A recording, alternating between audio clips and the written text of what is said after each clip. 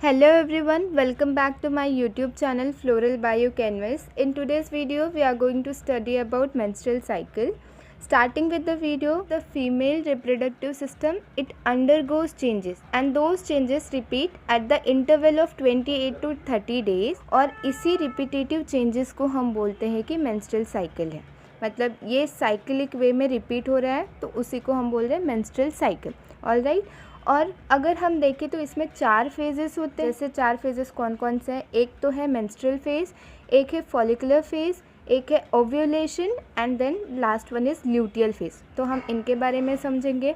Then there are 4 important hormones that are playing very important role.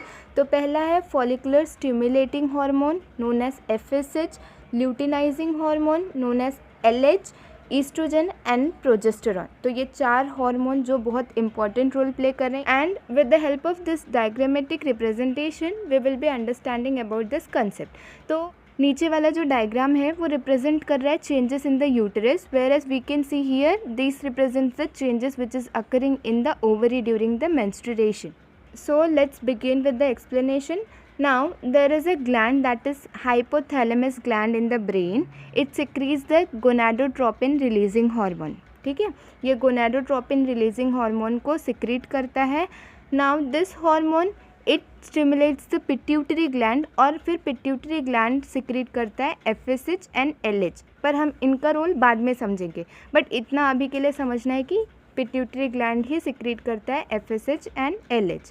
अब हम जो phases के बारे में बात किए थे, जैसे menstrual phase, follicular phase, ovulation and luteal phase, तो हम एक एक फेज को समझते हैं. पहला फेज जो है वो मेंस्ट्रुअल फेज है. इसमें क्या होता है, जो एंडोमेट्रियम लाइनिंग रहती है वो शेड ऑफ हो जाता है. The endometrial lining is lost and यहाँ पे जो प्रोजेस्टेरॉन हार्मोन है इसका लेवल बहुत कम रहता है.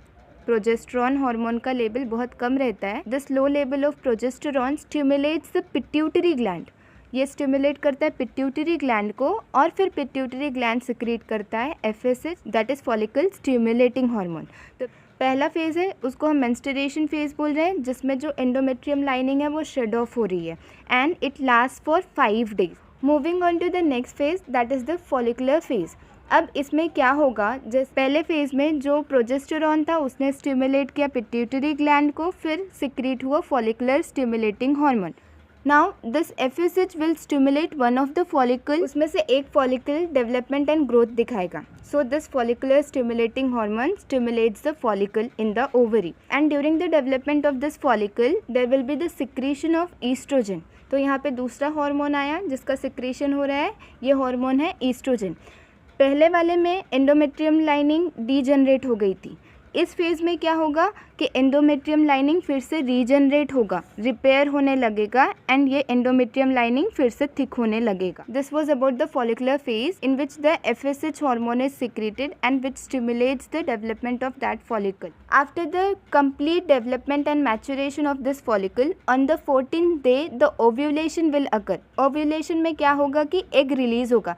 ये जो फॉलिकल है ये ब्रेस्ट होगा एंड इससे एग रिलीज होगा एंड यहाँ पे जो हार्मोन रिलीज हो रहा है उसको हम बोलते हैं luteinizing hormone that is LH, luteinizing hormone. So here we see the surge of luteinizing hormone. It was on the 14th day. Further moving on to the 4th phase that is known as the luteal phase. Luteal phase में क्या होता है, जो follicle का remaining tissue है, वो form करेगा corpus luteum. Here the corpus luteum will be secreting the progesterone and oestrogen.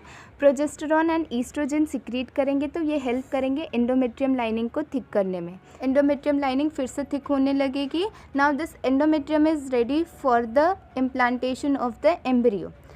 अब यहाँ पे 2 कंडीशन देखने को मिलेगा. पहला कंडीशन जिसमें एक फर्टिलाइज हो जाएगा, दूसरा कंडीशन जिसमें एक फर्टिलाइज नहीं होगा, क्योंकि ओव्यूलेशन के बाद हम देखेंगे तो ये एक जाएगा fallopian tube. Here the first condition that comes into the picture, अगर एक फर्टिलाइज हो गया है तो यहाँ पे क्या होगा, प्रोजेस्टेरॉन का लेवल मेंटेन रहेगा और एंडोमेट्रियम लाइनिंग थिक रहेगी. Now here the development and growth of the embryo will take place.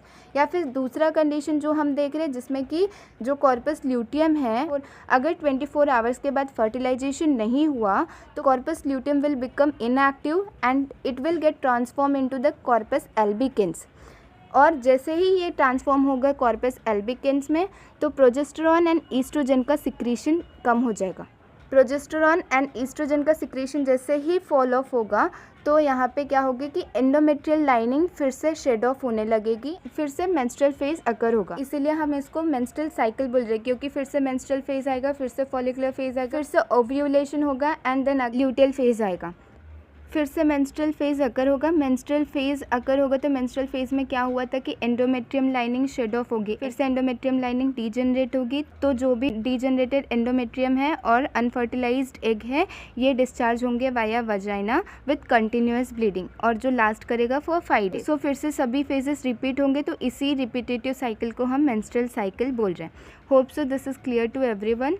So this was overall about the menstrual cycle with 4 of its phases and the hormones which were playing important role. फिर ये कैसे occur हो रहा है and what were the changes in the follicles and what were the changes in the uterus that we saw in this video. Hope so this video is helpful to you. Please hit the like button and subscribe to my channel for more new videos. Thank you.